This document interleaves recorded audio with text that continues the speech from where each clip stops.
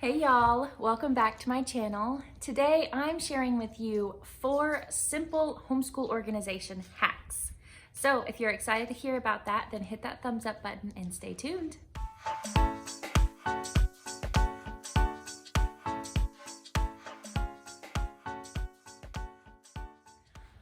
Well, welcome back to my channel. For those of you who are new, my name is Sharia Maurice and I'm a homeschooling mama of 3 kiddos, ages 1, 3, and 5.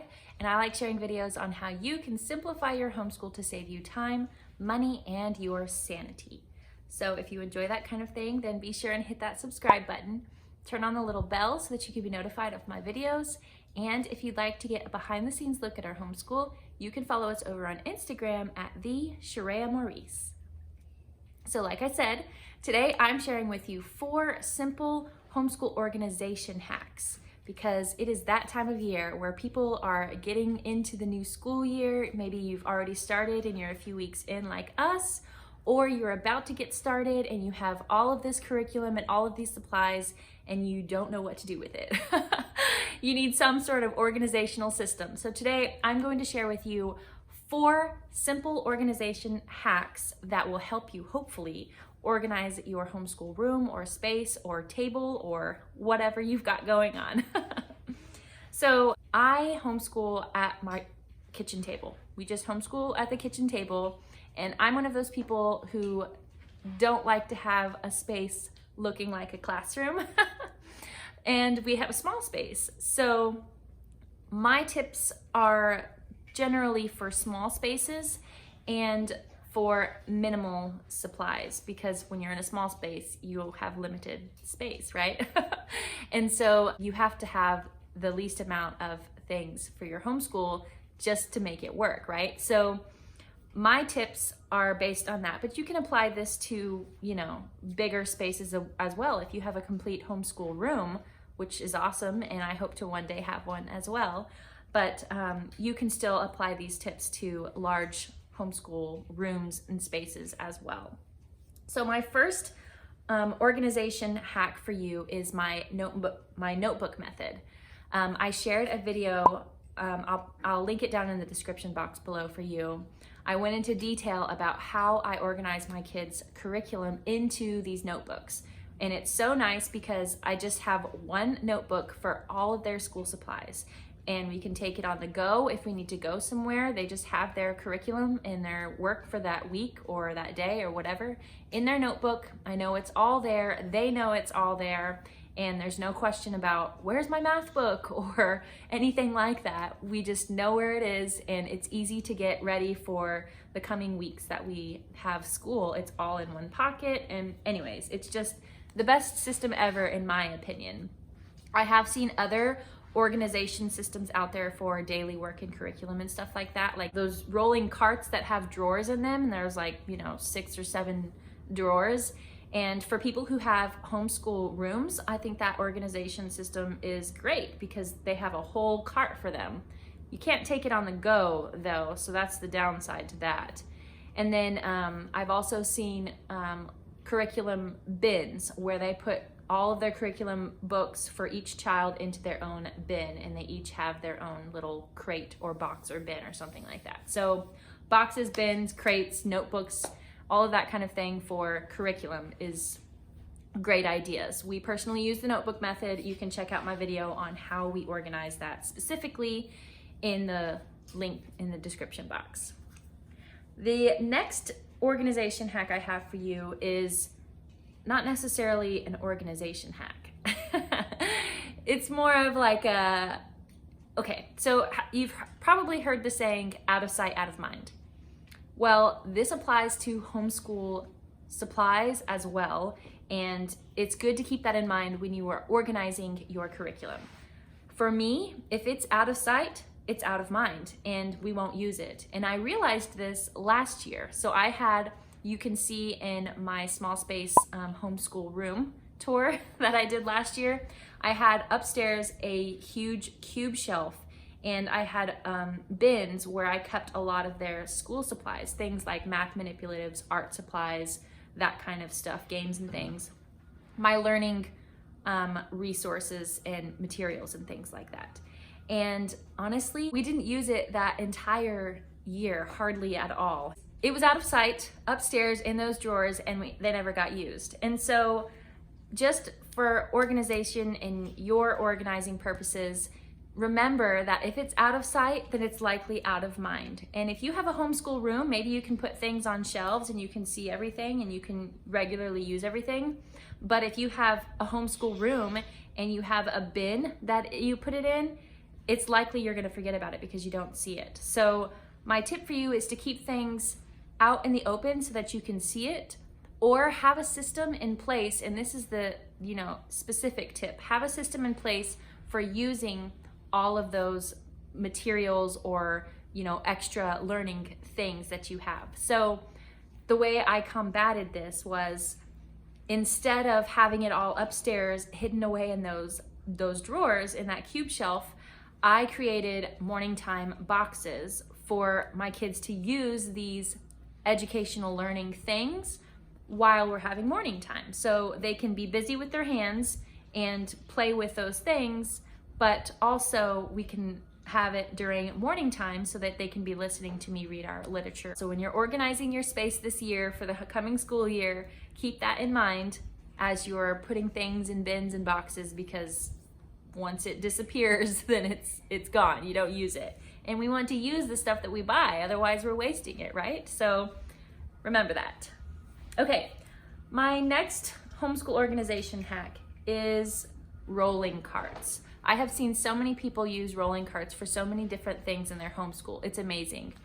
I personally use our homeschool rolling cart for all of our daily supplies. That's the one thing where you come into my dining room and you'll see it tucked away in the corner. You'll see some, notebooks there, bright colored notebooks, but that's the only thing that you can tell that we are a homeschooling family, and it's tucked away, so you really have to look and see. And then again, you might not even realize that that's all of our school stuff, but it all fits on this 3-tiered rolling cart. And when it's time for school, I just roll it out. I pull out the stuff that we need off of it, and then I roll it back in at the end of the day when we're done, and it is the best. And so I can fit just what fits on those 3 shelves on that cart, and surprisingly, it works for us. That's all we need.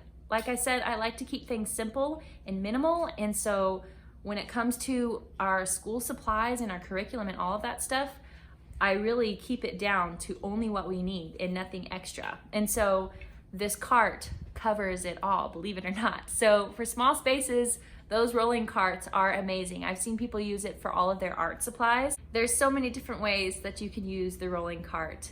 It is wonderful. So rolling cart is definitely at the top of my list of organization hacks for homeschool. The other little hack I have for you is square bookshelves, or the cube shelves for your books, especially if you're dealing with, elementary aged children.